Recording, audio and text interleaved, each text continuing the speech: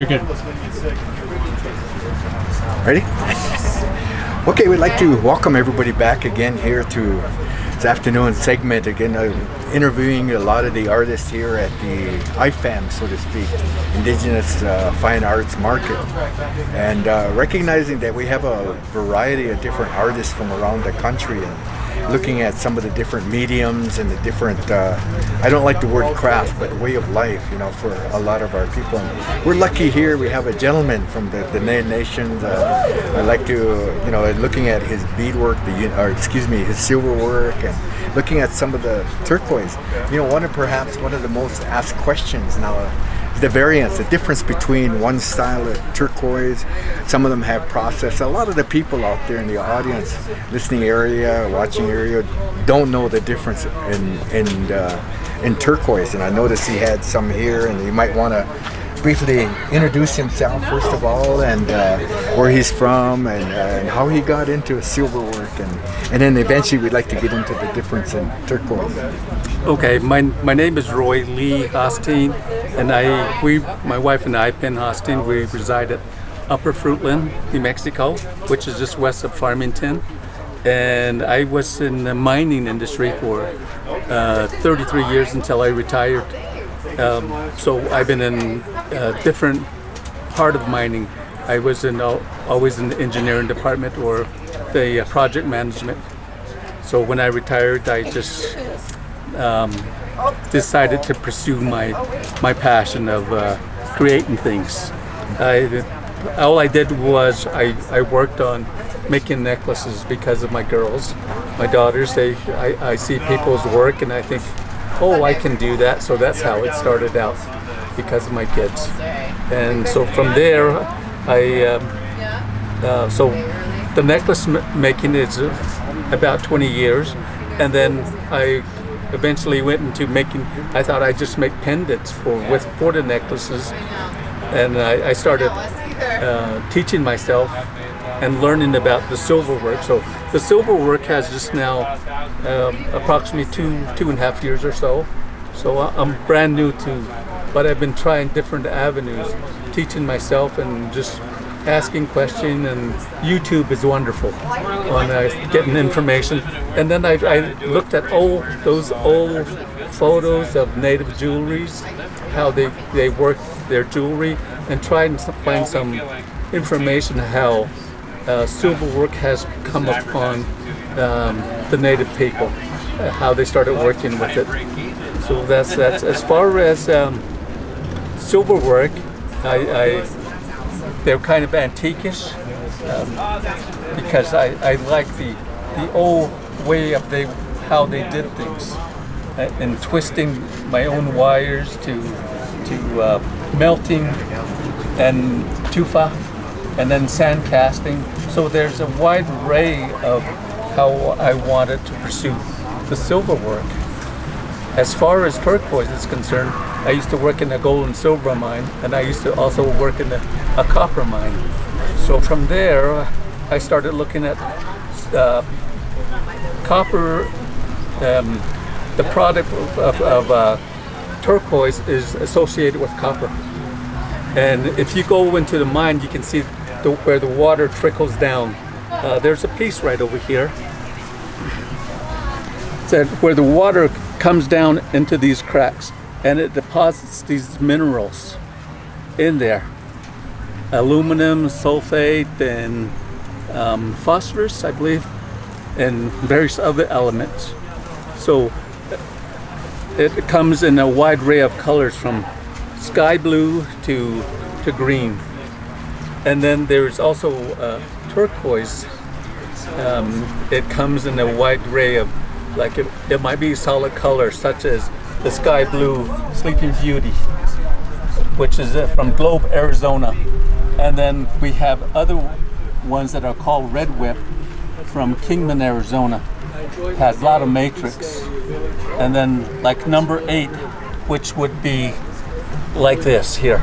That is number 8. Number 8 mine from Nevada. And then some of the stuff that they have is it comes out of chalky material, and they call it stabilized. They stabilize it, meaning it was pressure treated with resin to hold the color and to keep the turquoise together. They're turquoise such as this here, and then I've got this Kingman. I just have this one as a display just to explain to people that you can see the resin on here, kind of a whitish gummy material. So when you start working with it, you actually smell that plastic from the resin.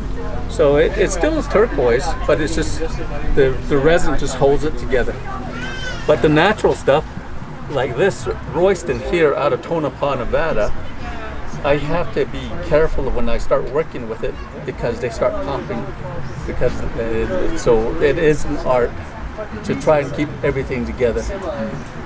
So I have to gently work at it. So that's why I have this other stick over here. So this brown material, it makes everything start loosening up everything. So that's why I have a backing on it. And on my backing, I also use the natural material, jet. So this is natural material. So if somebody comes up to me and says, it's natural, but some people put plastic or some other material, chemical material back here as epoxy. But I say I use the jet material. So from this, I grind it back down to what I need, but try and bring out the beauty of the rock itself. So that's how I work with these turquoise. I tell people, well, with what I have here, such as Sleeping Beauty, where it comes from, and Royston out of Tonopah, Fox material, and I tell them that it is stabilized. This material is stabilized. This is when I first started collecting. And I have other materials that I have at home, and then this is the latest thing that they have. They call it Seven Dwarfs turquoise, but then again, like I mentioned, that there's a Varisite. Varisite and turquoise, they're really close in the deposit. There's a couple of elements, an element off, I should say. So that's the only difference. We call this Seven Dwarfs or 7D. So this is the latest find that they have. And then here, this one is a Varisite. A Varisite here, which I said is it all comes in a wide range of color also. The value of these, they're pretty comparable as far as they sell. They used to sell by the pound. Now, then it went by the ounce, then it went down to the gram. Now they sell it by the carat weight. So it all depends on who is selling, who's buying. It's just not as straightforward. And then I don't work with domestic. If somebody says, can you repair my, and if I see a Chinese turquoise, I'm saying, I don't have nothing against it, but I would like to work with what I have the standard I set for myself. So it's natural domestic turquoise. And as far as block, I have seen people, I saw a lady, I should say not young, but I saw a lady bring in her bracelet. And she says, can you tell me what type of turquoise it is? I was looking at it, and there's another jeweler, and I said, I can't tell her. You tell her. And when she bought plastic for $450. Oh man, that just hurts. So that's why I tell people that come in here and say, ask questions. Yeah. Ask questions. Where is it from? Like I've got this from the mine owner. I got this from an old gentleman that I got to know. He was going out of business. He says, I'm way past my retirement. Can you take some off my hands? I said, sure. And I have folks coming in asking me what type of material that they have. And we don't understand, being native, we do not understand the value of turquoise as far as being within the Western frame of mind. Like I said, it goes by the carat weight. And when we go to selling pieces, I said, don't do that. Don't chip yourself. So as far as working with natural material, the color on it, this here is a Sleeping Beauty. It's starting to change color. You can see a greenish tint because of people handling it and they touch it, the chemical reaction within that blue is going to start turning green on me. So I've got to, so that's and there's nothing wrong with it. Such as this one here. This is Morenci turquoise. It's greenish tint. And this is Morenci, that's what's inside of here.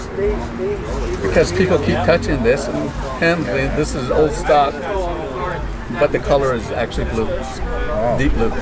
So those are some of the, and then it's associated with, like I said, it is associated with copper mines. So and then we have some here in New Mexico, which I've been meaning to get a hold of some. I used to remember years ago people used to say just take a match and put it next to the turquoise. Is there any truth to that, or just yes, to see test if it's real? If it's real, it pops. Yeah. So turquoise is very porous. So it actually is very porous. So put a match to it, fire to it, it pops. Okay. It breaks off. So, but I don't do it down there. Don't do it. The value of and now you just lost a couple $1 worth of carrots off to the side. And, yeah. Well, I certainly appreciate. I think a lot of the people out there that that buy a lot of silver and turquoise can appreciate a lot of what his words, expression, and especially identifying the various versions of what we call turquoise. And I do certainly appreciate and thank you for all the words and wisdom. And in return, I'd like to maybe you have a few comments you wish to express, because again, we're getting a lot of coverage worldwide. Yes. And maybe you want to share something on behalf of the people, the Dene people, or the craft people, the people that deal with turquoise. As far as the craft people is concerned, they work for a living. So I get up early in the morning, around about 3 in the morning, and I start creating a necklace. And then I go outside and into my shop, and I start working with grinding and so. But the value of my jewelry, I had to travel to Tonopah at my own expense. I have to travel down to Arizona. I have to travel all over the place. And people don't consider that when they buy pieces. So it takes time, and it is a business. It is a business, and it is a livelihood. So a lot of these artists that are here, that come here, this is their livelihood. So even if it's one day cut short, that means a lot. It hits home. It hits our pocketbook, it hits our family, kids. And we do appreciate people that come in and say, oh wow, look at this. That's a good price. They don't jack you around and say, can you give me a discount? They don't, like I said, they don't consider the time. This is business. This is our livelihood. They don't consider us coming out here and spending our money on hotels and food and bringing money to the town here. So any place that we go. So that is why, and we do appreciate customers and ask questions.